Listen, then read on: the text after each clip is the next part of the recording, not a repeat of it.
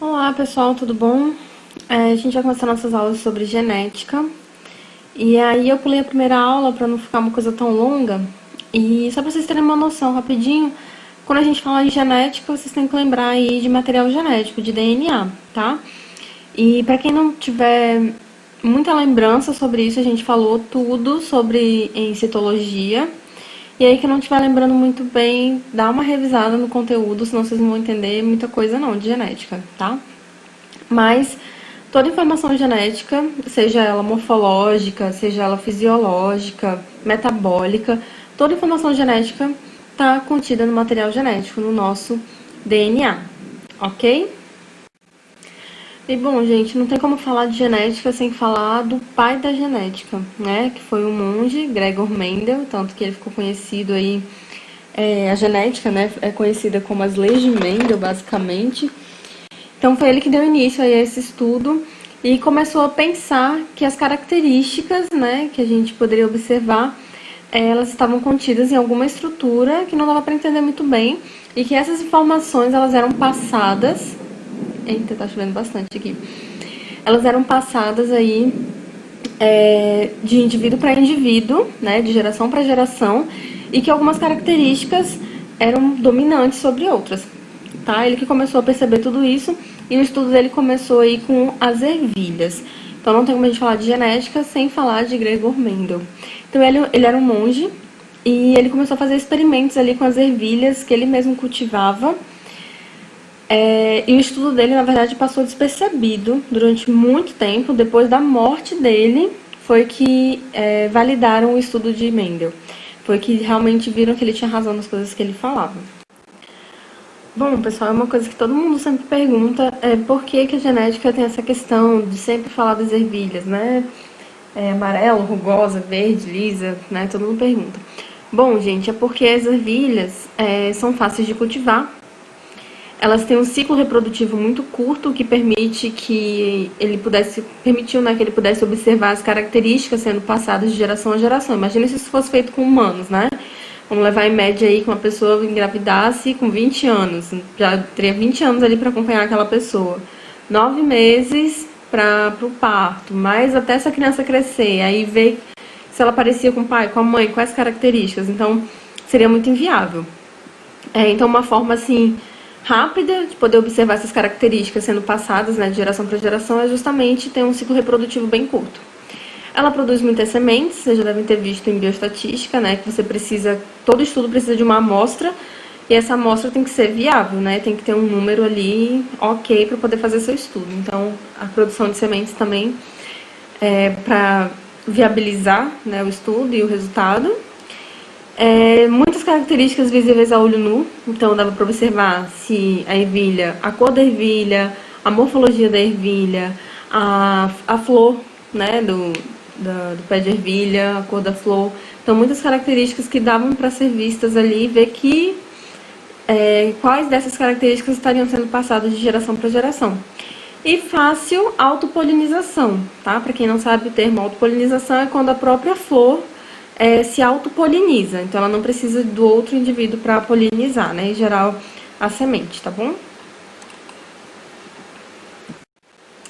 E aí surge a primeira lei de Mendel, que diz, né, que cada característica é determinada por 2 genes alelos que se separam na gametogênese, passando apenas um gene para cada gameta. Eu sei que ficou confuso, tá? Mas tem uma aula que eu mandei pra vocês, que é a Introdução à Genética, que explica lá o que são genes, alelos e tá. Mas basicamente, pessoal, lembra quando a gente falou da gametogênese, né? A formação do espermatozoide e a formação do óvulo. O que a gente lembra disso? Para formar o óvulo ou o espermatozoide, a gente precisa realizar meiose. Por quê? Porque a meiose reduz o número de cromossomos. Ou seja, um conjunto de cromossomos completos, né, no nosso caso 46 cromossomos, a gente tem um parzinho de cada cromossomo. E imagina se tudo isso fosse passado para nossa descendência, né? Seriam aí, eu não sou muito boa com conta, né, gente? Um cachorro aqui. Seria aí muitos genes, muitos cromossomos e não daria certo, né? Então, para isso tem que reduzir. Então, o que isso quer dizer? eu tenho gene, por exemplo, meu cabelo é castanho, né? Então, meu gene lá, que estão nos meus cromossomos, a gente chama de genes alelos, por quê? Porque um gene foi da minha mãe, um gene foi do meu pai. Então, por exemplo, minha mãe, o cabelo dela é preto, o cabelo do meu pai, eu acho que é castanho, porque agora tá branco, então acho que é castanho dele. E aí, provavelmente eu herdei o do meu pai, né? Não, porque meu cabelo não é preto, ele é castanho. Ou pode ser que seja um meio termo aí na história, mas a questão é, eu herdei um dos dois, mas eu tenho um gene de um e um gene de outro, ok? Quando a gente fala assim, a cor do cabelo, essa característica, ela está presente em genes alelos. O que significa? Você com certeza já ouviram falar, azão, azinho, né? Isso são genes alelos, tá bom? E apenas um deles é passado para cada gameta, ou seja, o meu óvulo vai ter metade das minhas informações genéticas. Então, o meu óvulo, por exemplo, que vai ser fecundado e vai gerar um filho, digamos que passou apenas o gene do cabelo do meu pai, o gene do cabelo castanho, né? Um gene alelo do cabelo castanho. Não foi o da minha mãe. Então, quando juntar lá, quando a pessoa, né, de quem eu vou engravidar, vai ser o meu ou o dele. Aí, digamos que o dele seja castanho também. Então, meu filho tem que nascer de cabelo castanho. Por aí. Se não dá pra entender, vocês me falam que aí eu tento ver uma outra explicação, mando um videozinho pra vocês no grupo, tá bom? Então, essa lei de Mendel, ela tá baseada na segregação de um par de alelos de um gene. Isso que eu acabei de falar pra vocês, dessa separação desses pares de alelos, tá? Por isso que a gente chama de herança de monohibridismo ou herança monogênica, porque a gente está falando aí sempre de uma característica determinada por um par de alelos, tá?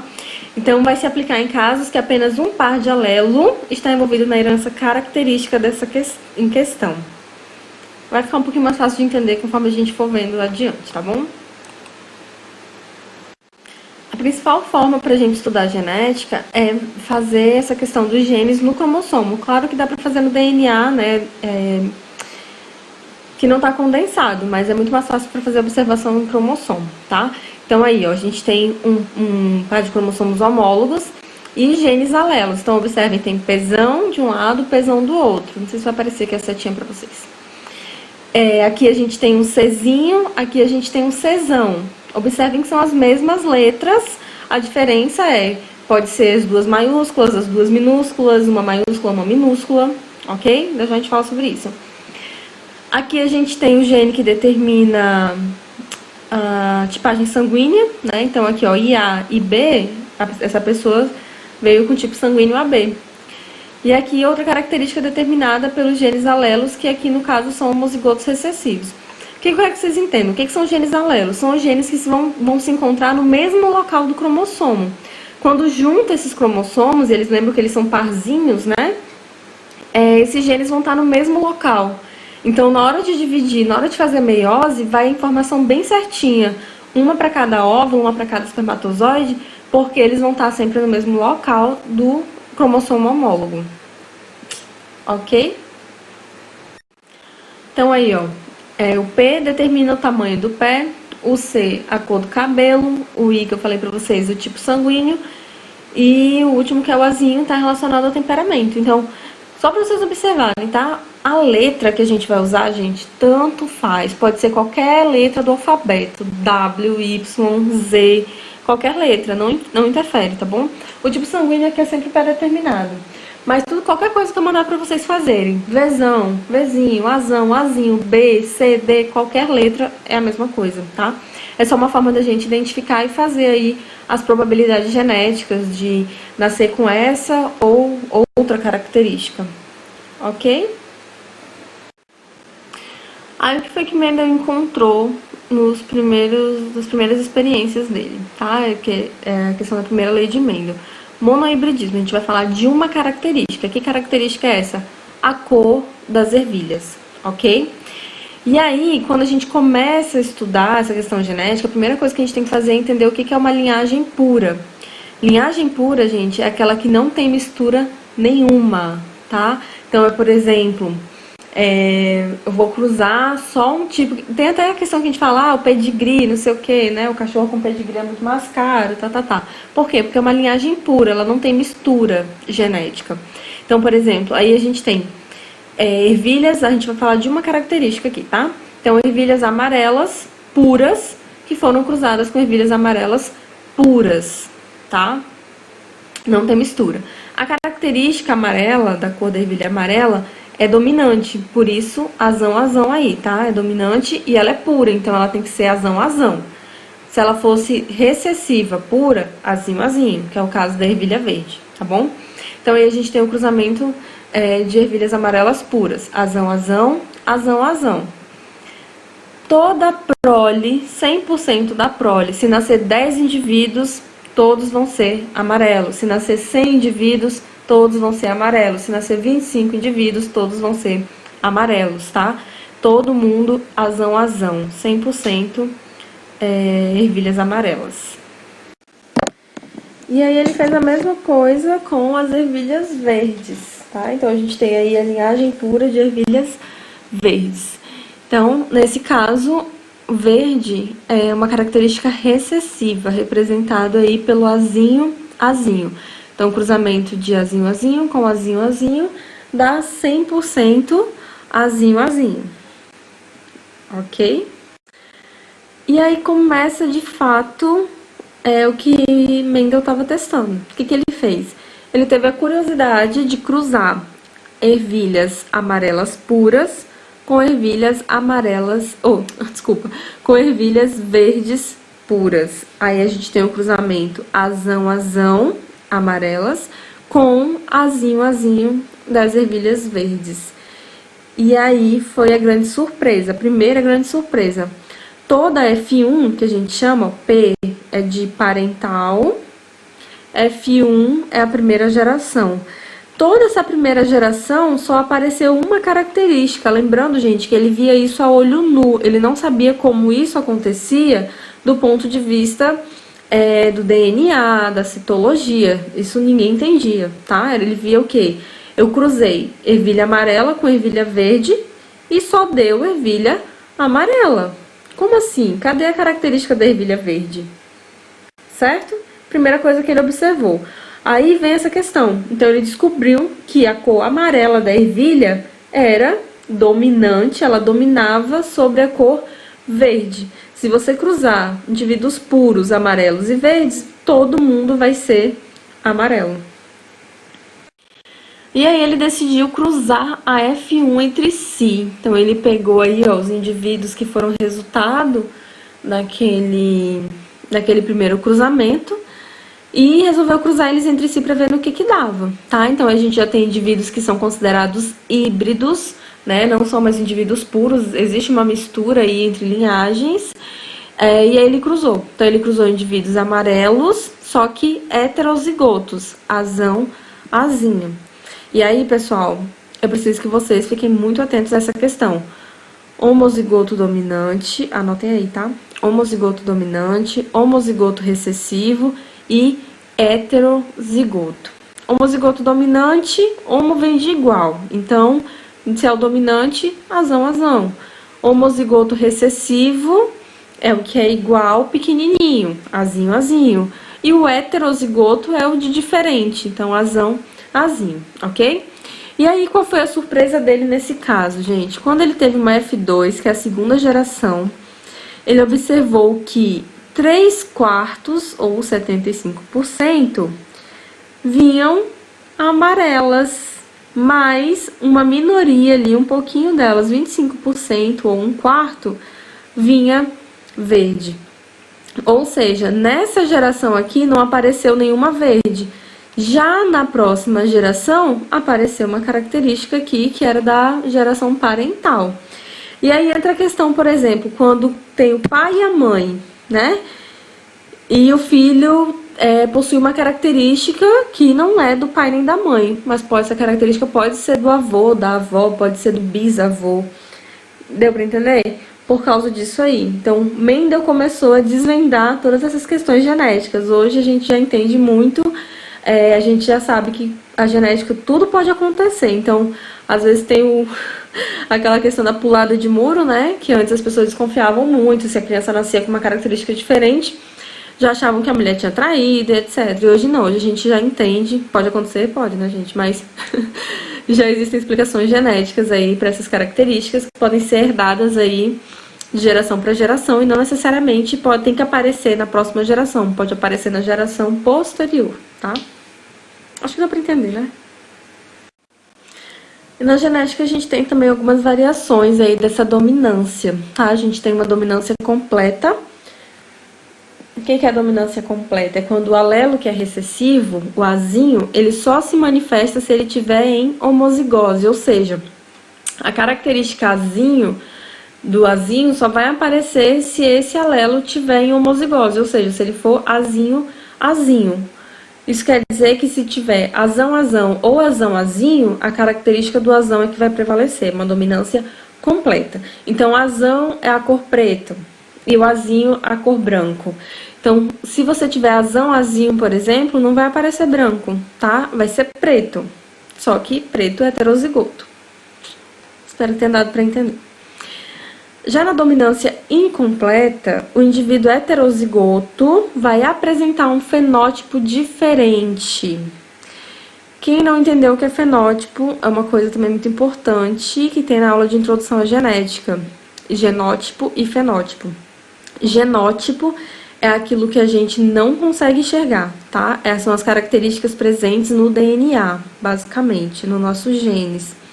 E fenótipo é aquilo que a gente consegue enxergar. Por exemplo, essa questão aí das cores. Lá no meu genótipo tá azão, mas eu não sei, né? Tá lá, azão, mas tipo, eu não enxergo. O que eu enxergo? Eu enxergo o preto. Eu enxergo a cor do cabelo, eu enxergo a cor da pele, a cor dos olhos, eu enxergo se a pessoa tem todos os dedos, se não tem, se a pessoa tem covinha, se não tem. Isso eu enxergo. Agora, o que tá lá no DNA que vai ser expresso, eu já não enxergo, certo? E aí, na dominância incompleta, a gente vai ter um indivíduo aleatório, digamos assim. Então, azão é preto e B é branco. Ou cinza, desculpa. Não, é branco, desculpa. E B é branco. Quando você tem um indivíduo heterozigoto, AB, ele vai apresentar uma característica intermediária.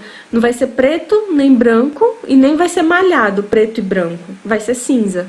Uma característica aí intermediária, ok? Já na codominância, o indivíduo heterozigoto vai apresentar as duas características dos homozigotos. Então, se A é preto e B é branco, se o indivíduo for AB, ele vai ser preto e branco, tipo uma vaca malhada, aquelas vacas que tem as manchas pretas. É isso, tá?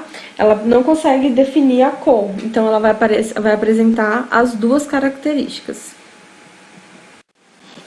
Pessoal, tem esses exercícios aí. Eu vou tentar depois fazer um vídeo resolvendo exercícios e explicando. Vou tentar fazer isso essa semana antes da nossa prova, né? Porque já tá bem em cima da hora. Mas tentem fazer vocês sozinhos e mandem mensagem no grupo, por favor. Porque genética é um assunto complicado. Se pessoalmente já é difícil, imagina assim por vídeo, por áudio, né? Vocês estudando sozinhos. Então, por favor, tentem fazer. E depois eu faço esse vídeo pra vocês, tá? Não adianta eu falar muita coisa agora. Mas em relação à anomalia gênica autossômica, o que é isso autossômico? O nosso conjunto de cromossomos é dividido em características autossômicas e características sexuais. Então, nós temos aí 46 cromossomos, desses 46 cromossomos, 44 são autossômicos e 2 são os cromossomos sexuais. Possuem características ligadas a questões sexuais, né? Questão homem e mulher mesmo, ok? Então, uma característica autossômica relacionada ao albinismo, que é a ausência aí, né, da melanina. Qual será a proporção de espermatozoides que conterá o gene azão em um homem heterozigoto? Gente, é só uma questão lógica mesmo, na verdade, porque para ser albino tem que ser azinho. E aí você imagina aí, ó, ele diz assim, qual será a proporção de espermatozoides que conterá o gene azão em um homem heterozigoto? O que é o heterozigoto? É o azão-azinho. Então, se é azão-azinho, para transformar em espermatozoide, vai um para cada espermatozoide. Então, um espermatozoide vai ficar azão, o outro espermatozoide vai ficar azinho. Qual é a probabilidade de ser azão? 1/2, 50%. é uma questão meio óbvia, mas para quem não entendeu, por favor, manda mensagem no grupo que eu explico de novo, tá? A segunda, olhos castanhos são dominantes sobre os olhos azuis. Um homem de olhos castanhos, dominante... Gente, não dá pra explicar por áudio, eu precisava estar fazendo com vocês no quadro. Filho de pai de olhos castanhos e mãe de olhos azuis. Olha só, gente, a mãe dele tem olhos azuis, isso quer dizer que ela é recessiva. Então, já sabe que a mãe dele é azinho. Casa-se com uma mulher de olhos azuis. Azinho. A probabilidade de que tenha um filho de olhos azuis é de... Aí você vai ver. O pai dele tem olhos castanhos. Se o pai dele tem olhos castanhos, o pai dele pode ser azão ou azinho. Correto? Fazendo aí o cruzamento, vou fazer pra vocês depois e filmar, só tem possibilidade desse cara, né, desse homem de olhos castanhos ser azinho. Não tem como ele ser azão, porque a mãe dele é azinho. Mesmo que o pai seja azão ou azinho, tá? Depois eu faço isso com vocês, mas é uma questão óbvia também. Se ele é azinho e ele se casa com uma mulher de olhos azuis, vocês vão fazer o cruzamento. Azinho cruzado com azinho. Aí vai ficar azinho, azinho. Então, a probabilidade deles serem um filho de olhos azuis é de 50%, né? E tá falando de porcentagem. Se fosse fração como lá de cima, seriam 2/4 ou 1/2. Espero que tenha dado para entender. Se não, vocês me falem, por favor. Bom, e aí entra a segunda lei de Mendel, tá? O que diz a segunda lei de Mendel? Fatores para duas ou mais características são transmitidos de modos totalmente independentes. Ou seja, não existe interferência da transmissão dos fatores de uma característica sobre outra. O que isso quer dizer? Quer dizer que a gente tem milhões de características e uma característica não vai interferir na outra. Então, eu posso ter o cabelo crespo e ter olhos azuis. Eu posso ser loura e ter olhos pretos. Eu posso... Entenderam? Eu posso ser negra e ter olhos claros. Eu posso ser branca e ter olhos escuros. A gente faz, às vezes, essas relações.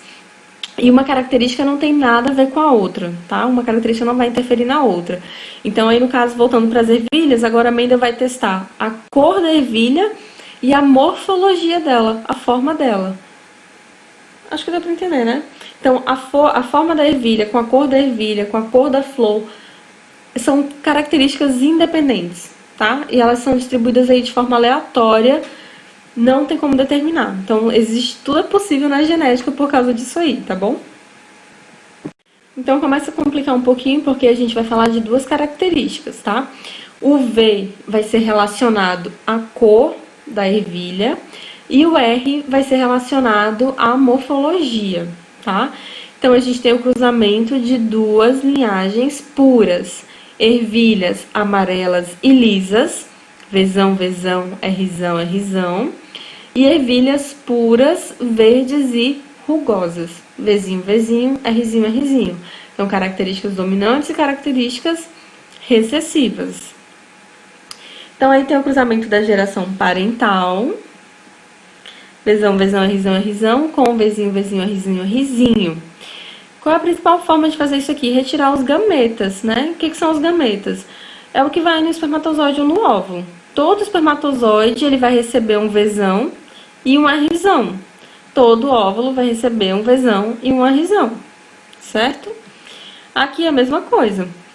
Só vai ter uma possibilidade, Vzinho, Rzinho. E aí fica fácil a gente fazer esse cruzamento, tá? E aí você vai juntar.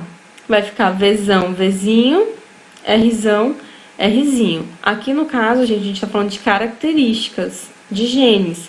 Você não vai cruzar V com R. Você vai juntar V com V e R com R, tá bom? Então, nesse caso aqui, todas as sementes da F1 foram amarelas e lisas. Mas foram amarelas e lisas híbridas. A gente tem aqui, ó, característica heterozigota. Vzão, Vzinho, Rzão, Rzinho. E aí complica um pouquinho, mas é bem simples de fazer isso aí também, tá? A gente vai fazer através do quadro. Quem conseguir fazer direto, beleza, né? Não é tão difícil quando a gente vai pegando a prática. Mas para quem não conseguir, faz o quadro, tá? O que é a primeira coisa que a gente vai fazer? Separar os gametas. Então, aqui, gametas, ó. Vzão é Rzão. Vzão é Rzinho. Vzinho é Rzão. Vzinho é Rzinho. Que é o que tá aí, ó, nessa parte vermelha. Nessas primeiras gametas aqui. São iguais, então são os mesmos gametas. Vzão é Rzão. Vzão é Rzinho. Vzinho é Rzão. E Vzinho é Rzinho. Agora é só juntar todo mundo aqui no bolo. Nesse quadro aqui, a gente vai juntar esses aqui. Então, vai ficar Vzão, Vzão, Rzão, Rzão. Aqui, Vzão, Vzão, Rzão, Rzinho. O dominante sempre vem na frente, tá? Aqui, Vzão, Vzinho, Rzão, Rzão. Aqui, Vzão, Vzinho, Rzão, Rzinho. E a gente vai fazendo isso em todos os quadrinhos, juntando aí só as informações. Nessa segunda lei de Mendel, gente, tem uma proporção genotípica determinada. Se a sua proporção genotípica não deu isso aí, tua questão tá errada, tá? Então, sempre tem que dar uma proporção 9:3:3:1. O que isso quer dizer? 9 indivíduos vão ser amarelos e lisos. 3 indivíduos vão ser amarelos e rugosos, 3 indivíduos vão ser verdes e lisos, e um indivíduo vai ser verde e rugoso. Então, aqui dá para observar como a característica dominante, ela sobressai, mas isso não quer dizer que a recessiva não apareça, tá? Se não entenderam, anota aí que depois eu explico de um jeito diferente. Então, a segunda lei de Mendel, né? Genes que determinam características diferentes vão se distribuir nos gametas de forma totalmente independente, de forma aleatória, tá bom? Então, aqui alguns exemplos de gametas, tá? Azão, azinho, bezão, bezão. Quais são os gametas que eu vou ter aqui? Azão, bezão, azinho, bezão. Azão, azinho, bezinho, bezinho. Gametas azão, bezinho, azinho, bezinho. Aqui, azão, azinho, bezão, bezinho. Gametas, azão, bezão, azão, bezinho. Azinho, bezão, azinho, bezinho. E aqui, azão, bezão, cezão, azão, bezão, cezinho. Azinho, bezão, cezão, azinho, bezão, cezinho. Gente, depois que a gente acostuma com isso aqui, vira uma brincadeira. Sério, fica divertido brincar com isso aí. Calma, não se desesperem. Como é que a gente calcula o número de gametas possíveis, gente? Exemplo, professora, onde é que eu vou usar isso? Gente, não vai. Não vão, tá? Mas é muito legal, é muito importante vocês entenderem como é que isso é feito, tá? Pra você calcular o número de gametas, quantos tipos de gametas, você vai sempre colocar 2 elevado a n. O que é o n? É o número de pares heterozigotos. Aqui, então, a gente tem o genótipo. Por que esse genótipo tão grande, professora? Gente, porque a gente tem milhões de características. E aí, geralmente, a gente estuda na genética, né? 1, 2, 3 características no máximo. Mas vocês imaginem aí o tanto de genes que a gente tem, né? Um gene para cada característica. Então, vai embora, eternamente isso aqui. Então, aqui, ó. A gente tem nessa característica, o meu genótipo, meu gene lá é azão, azinho. Nessa outra característica, o meu gene é bezão, bezão. Nessa aqui, cezão, cezão. Nessa, dezinho, dezinho. E por aí vai. Para eu saber quantos gametas diferentes eu vou ter, eu vou pegar 2 e elevar o número de heterozigotos. Quantos heterozigotos eu tenho aqui? 1, azão, azinho. 2, ezão, ezinho. 3, gezão, gezinho. 4, izão, izinho. Então, 2 elevado a 4... 16. Vocês não vão me fazer 2 vezes 4, genética, ó, matemática básica. Não é 2 vezes 4, é 2 vezes 2 vezes 2 vezes 2, ok? 2 vezes 2, 4, vezes 2, 8. 8 vezes 2, 16, ok? Minha matemática não é muito boa não, gente, não se preocupem porque não precisa não. Se eu consigo fazer isso aí, vocês conseguem também. É isso, pessoal. Anotem as dúvidas de vocês, por favor. Eu sei que genética é um assunto complicado e eu não quero que vocês acabem se prejudicando mais lá na frente, tá bom? Então, vamos tentar conversar mais. Vocês são, acho que, uma das turmas que eu menos falo no WhatsApp porque vocês não interagem. Tem um ou outro aluno só que me procura no privado e eu queria que vocês me procurassem mais pelo grupo mesmo, tá? Mandem as dúvidas de vocês, por favor.